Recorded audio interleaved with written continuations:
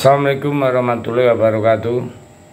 Selamat sore, salam sejahtera untuk kita semua. Salam rayu, salam untuk saudaraku yang ada di dalam maupun di luar negeri. Mudah-mudahan sehat selalu. Yang baru sakit, mudah-mudahan cepat sehat. Yang bekerja mendapat rezeki yang berkah. Amin. 7 Desember 2024 kita menyaksikan debat calon presiden yang ketiga yang dilaksanakan di Istora Senayan, Jakarta. Temanya terkait geopolitik, hubungan internasional, dan pertahanan keamanan. Seharusnya prediksi saya ini bidangnya Pak Prabowo, ya, khususnya terkait dengan pertahanan keamanan, karena beliau saat ini masih menjabat Menteri Pertahanan. Kalau kita mengambil istilah Gibran, tema ini adalah makanan sehari-hari Pak Prabowo. Nah, ekspektasinya terhadap penampilan Prabowo sangat tinggi karena memang wajar, karena beliau adalah orang yang sangat mengerti terkait dengan pertahanan, apalagi beliau juga pernah berdinas di militer meskipun tidak tuntas. Artinya beliau diberhentikan dari dinas kemiliteran tahun 1998. Tapi yang terjadi ternyata tidak seperti yang kita duga secara umum.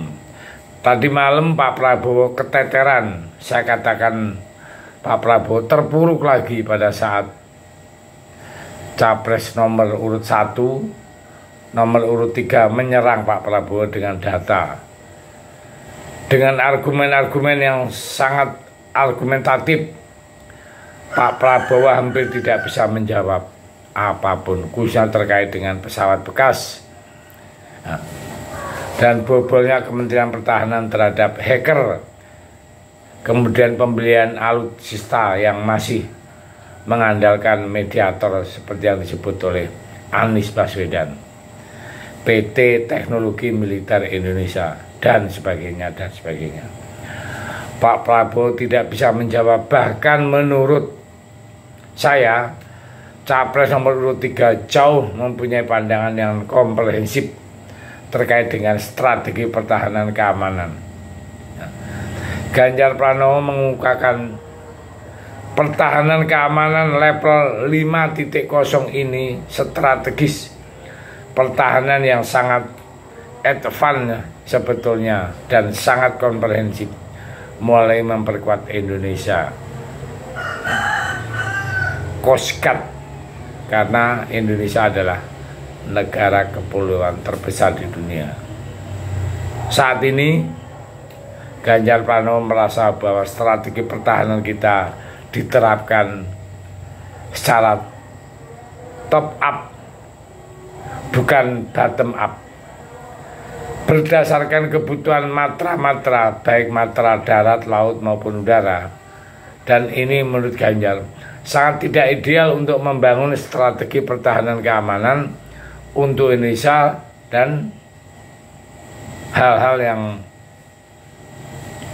mirip seperti itu.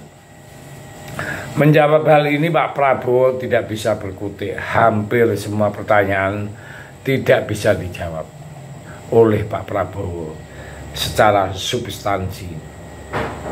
Ditanya apa, jawabannya apa. Contohnya tentang pembelian pesawat bekas yang ditanyakan oleh Anies Baswedan maupun Ganjar Pranowo, tidak bisa dijawab dengan baik.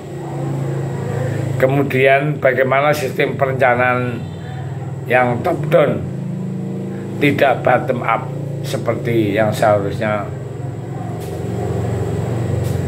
yang telah berjalan, kan. Pak Prabowo berkilah bahwa Anies Baswedan dan Ganjar Pranowo salah data, tapi tidak mau menunjukkan datanya yang salah yang mana. Ini benar-benar terlihat Pak Prabowo keteteran lagi. Terkait hubungan internasional juga sama Pak Prabowo saat ditanya strategi untuk membangun diplomasi Selatan-Selatan juga tidak menjawab. Ditanya masalah diplomasi budaya, Pak Prabowo juga tidak bisa menjawab. Bahkan menurut saya pada titik ini jawaban dan penjelasan dari Anies Baswedan dan Ganjar itu jauh lebih masuk akal dan sesuai dengan realita kita ya.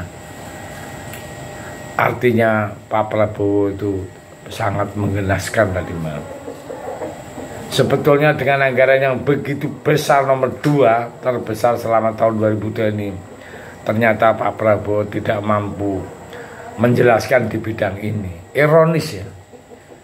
Sebetulnya ya Pak Prabowo harus bisa menerangkan ya, karena masih ada sebagai Menteri Pertahanan.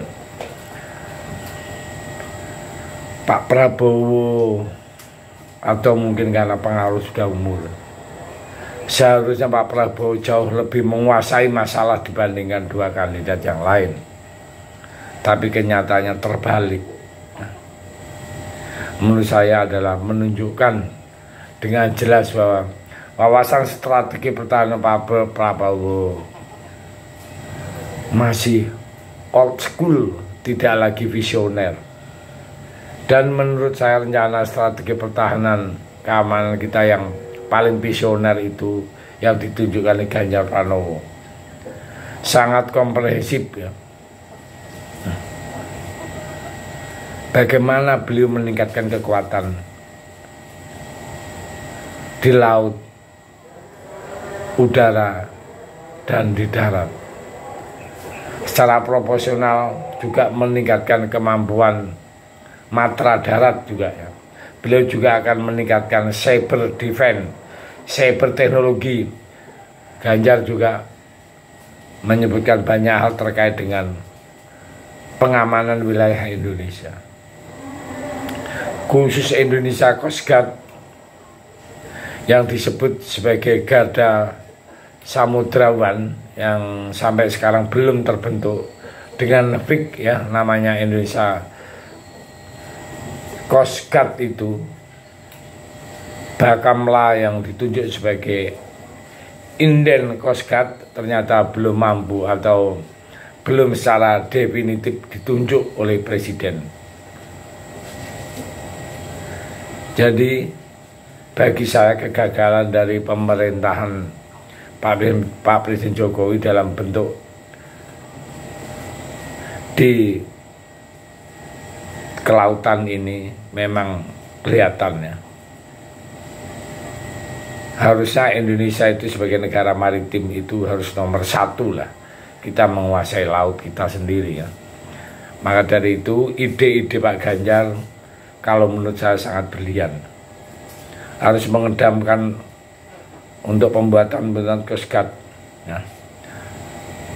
Itu adalah masukan dan itu adalah ide yang kalau Pak Ganjar jadi presiden mungkin akan terrealisasi dengan baik.